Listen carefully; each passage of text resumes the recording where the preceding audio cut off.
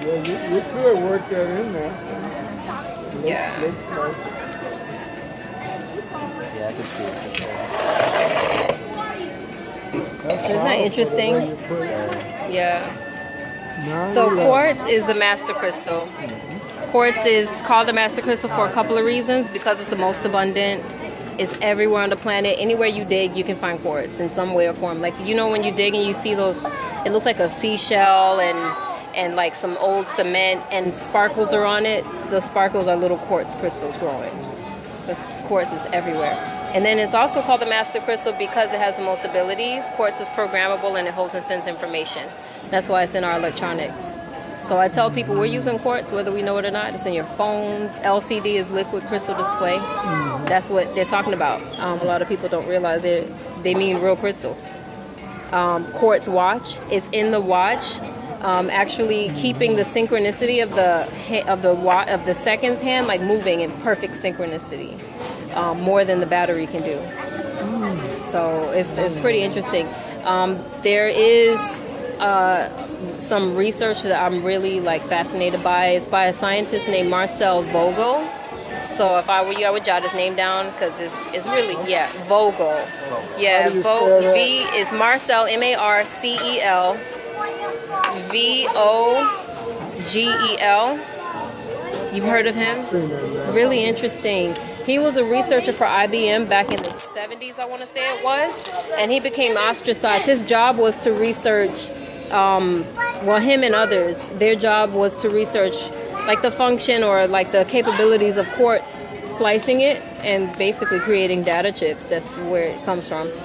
Slicing it into like these very fine chips and being able to store information in them and things like that. And he started going a step further and realized you can store thoughts and retrieve it. He was doing all these extra tests and storing other kind of files in there that didn't have to do with technical, like it was all, metaphysical by the mind. And they didn't like that. That was kind of taking things up to a notch, and they didn't want that information out there. And of course, so he became like kind of ostracized, and they got rid of him because of that.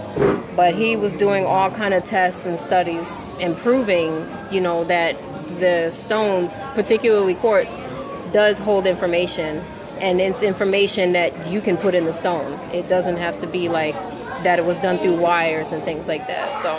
So that's pretty interesting. So that's quartz, and then this is a little baby quartz. And quartz has a few different members in its family.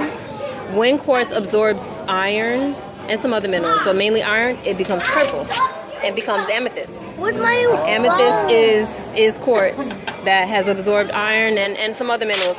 These are two different amethysts that I'm passing around. The first one is amethyst in like a mass of amethyst, a chunk. These are amethyst clusters, little points of clusters of amethyst that grow in clusters. And that's kind of like a geode. It's like in a big rock, and they break it open. Amethyst is for intuition, pineal gland. Quartz, by the way, is for the crown chakra. And I forgot to mention that quartz is the only crystal that applies to every single zodiac sign. Every stone is associated with a zodiac sign, which is not the same as birthstones. Your zodiac stones are based on the meanings of the crystals. The birthstone is just the month, what they gave that month. So not a lot of thought or spirituality put into that. But quartz represents every single sign. Amethyst represents Pisces, as well as Aquarius. That's all I'm thinking of right now. I know Aquarius. Yeah, I didn't know Pisces. Yeah, amethyst is a Pisces stone too. Where did she put the snacks? Mom, where did you put the snacks? I'm gonna put them on the table for everybody. So yeah, amethyst also is for overcoming depression and addiction. Its name actually has to do with I forgot, one of the Greek goddesses that has something to do with drunkenness, overcoming alcohol abuse. It's named amethyst. It's not Bacchus, is it? No, her name was like Amethyos or something. It sounds very close to amethyst. Thank you, sir.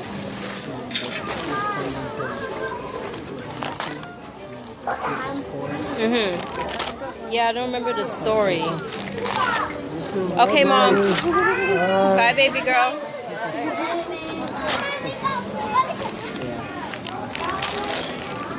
Could you do me a favor and bring a tissue for me to wipe the plates? Thank you so much. You want me to just hold it like at the crystals? No problem. The bathroom. Sorry. Okay. Yes, please, both. Yeah, thank you. So amethyst, amethyst is associated with spiritual growth, intuition, your pineal gland, overcoming depression, addiction. Amethyst also is said to protect your spirit when you sleep. So I like to sleep with amethyst if I'm feeling, like kind of a way, especially if I move into a new house. It always feels weird sleeping in there the first night to me, especially if you by yourself, So what puts me at ease is just having my big amethyst right next to my bed or in the bed. I have a lot of crystals in my bed too, so it's just nice, right? Yeah, it's nice. In the pillowcase, because sometimes you wake up and you done knock them on the floor. So that's a good little trick to put them in the pillowcase and then it'll fall. I never knew that. I'm glad I know that. Now I'll put amethyst on the altar in my room. Yeah, definitely. Let me see what else. Is there anything else on amethyst I forgot to mention? That's all that's coming to mind on amethyst. So next I go to citrine, because quartz is amethyst that has absorbed iron, and citrine is amethyst that got too hot. Oh. So when amethyst is heated, it's done sometimes in not manufactured setting, but like in human settings. I don't want to say laboratories, but they heat it up in different ways. Or it's done in the ground as well. But it is harder to find citrine that heated, that was there long enough to get hot, enough to become citrine. So a lot of citrine in the market is heated amethyst, but that doesn't make it fake. Molecularly, the heat causes it to become citrine, real citrine. It's not, it's not like impure or anything like that. So that's pretty interesting on citrine as far as how it forms. What citrine represents is your solar plexus chakra. Citrine is associated with the zodiac signs of Libra and Sagittarius, probably some others, but those are the two that I know right now. Citrine is for wealth. It's called the merchant stone. It's said that in merchant stone, like anyone in business, they should have citrine, particularly where they keep their sales. So whenever I meet someone that's starting a new business, I always like to give them a piece as a gift and tell them keep it in their register. If you do something where you don't have a register, wherever you keep your sales, just keep a little citrine there. I think probably one of the reasons too is that citrine is for purifying negativity. It's one of the two crystals that cannot hold any negative energy. So yeah, citrine and kyanite are the only two that are said you don't have to. Kyanite. Those are the only two that are said you don't have to cleanse. The plates, yes, please. Thank you, sis. It's not necessarily just for like starting your own business. It's good to have like at your desk at work. Yes. Oh yeah, because there's many other benefits. But because of the merchant stone, association with it, that's why I like to give it to people that are in business. But no, there's a plethora of benefits that comes with citrine. So that's one of the main ones, cleansing negative energy, like purifying that versus blocking it or absorbing it like other stones for negativity. Citrine helps to cleanse it. And it cleanses your other crystals and your aura. So it is a crystal that you can use to cleanse your other stones. And kyanite, I said, is the other one. Selenite has a reputation, is labeled as that sometimes, but that's incorrect, and I'll go over that when I get to selenite. But citrine also is for the solar plexus chakra, and that's our area of strength, our area of willpower, determination, decision-making skills. So citrine is useful for those attributes as well. Citrine helps to regulate blood sugars. And I always let people know stones work with you, not for you. So I don't suggest just stopping, whatever, or not making, the extra steps for your healing, whether it's by herbs, whether it's through medicine, whatever the case, the crystals are going to help. but I wouldn't say just completely replaced. I have had people come to me and let me know that their blood sugar levels have been a lot more balanced with wearing citrine. And this one woman, she's just very thankful. She's come so many times to tell me, like, I still wear my citrine ring. It really does help me not feel shaky if I don't eat on time, things like that. So it's interesting when people share their experiences. You know, there is a lot backing it too.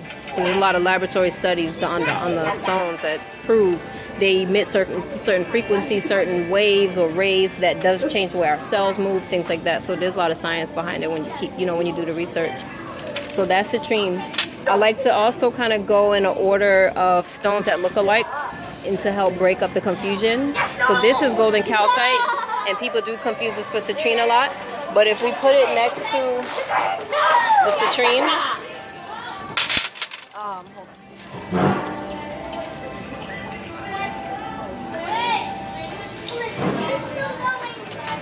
this is citrine next to it, and then this is the golden calcite. Honey calcite is often much darker than this too, but this is just a light one that I picked up. Calcite is very soft.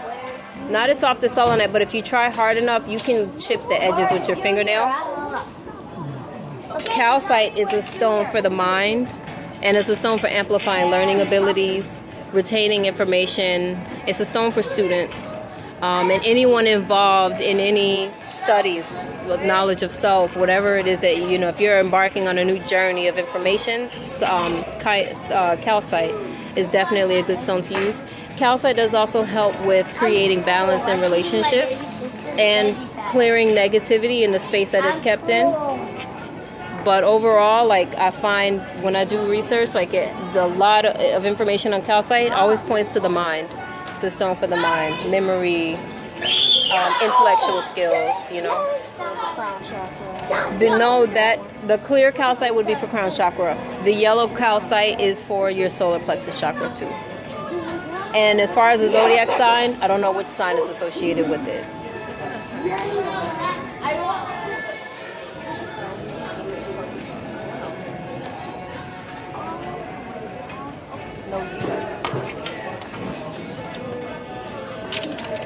So yeah, that's calcite. This is sunstone. Sunstone is a stone of happiness. It's just like so much like joyful energy surrounded by sunstone. When you look it up, sunstone is for helping you to go back into your childhood and remembering good moments. And for those that might not have had the best childhood, it's for like rejuvenating and adding more feelings of happiness through your meditation, as you reflect on different things and trying to find the good in certain things. I need to tell Calissa the password. Okay, love wins. So sunstone is all about like getting your happiness back, and increasing those feelings of joy, and also like pureness has to do with that. These two. Something else too? No, sunstone. Everyone is not. All of them are not on my list. Okay. Yeah, I carry a lot more than what I could fit on the little paper. Okay. Yeah. These two are jasper. It's a red jasper and I don't remember what this jasper is called. It's a banded jasper. It's like gray and browns. It's not zebra jasper though. Zebra jasper is just gray and black. But jasper is another stone that's for the mind. Jasper is for decreasing anxiety and stress and worry. It's right. It's a stone that is for Virgos. Any Virgos at the table? No Virgos? Yeah, no Virgos at the table. Oh, okay. My older son is a Virgo. Yeah, Virgos tend to be. Yeah. Hey, how are you? Okay. Sorry, give me 1 second. Can you help them? Okay, you mind helping them? I'm gonna just point. She's still learning where everything is kept. But jasper is is considered a stone for Virgos because of its ability or association with decreasing anxiety and overthinking and stress. Because Virgos tend to overthink, if you know any, It is pretty common when it comes to them being analytical and looking into stuff too much. They're very much in the mind, but because of that, they are usually very, very smart. They're very intellectual, and they're very clever and witty. Which one? I was thinking it was the one you had on your finger, but it's not the same. I don't think it's the same one you have on your finger. Pyrite or peacock ore? No, this pyrite. Oh yeah, that's pyrite. Pyrite? Yeah, that's So pyrite. he wants peacock. That's it. Yeah, they both are in the bowl. The golden one is the pyrite. I have it hanging as a necklace. Yeah, they're on the $25 side. That's where it is. I think there's 2 left over there. So Jasper, is all about the mind, de-stressing. It also is very good for visualization meditation, which also makes it good for Virgos, because or anyone that just tends to just think too much, they have a hard time sitting and meditating by not thinking. I don't really try to even push that notion on people. I think visualization meditation is the most achievable for most people. So when you sit and you purposely think, you think on purpose, you visualize a certain thing, a certain goal, even if it's just, you wanted to be more calm, that's what you visualize. Visualize yourself seeing the bigger picture of things and not getting caught up in the lower level thinking of why is this happening to me and all of that type of stuff. So, we can anything, we can visualize it, so I like to let Jasper help me to do that. I think it's really great with working with law of attraction, that and quartz, because with quartz being whatever you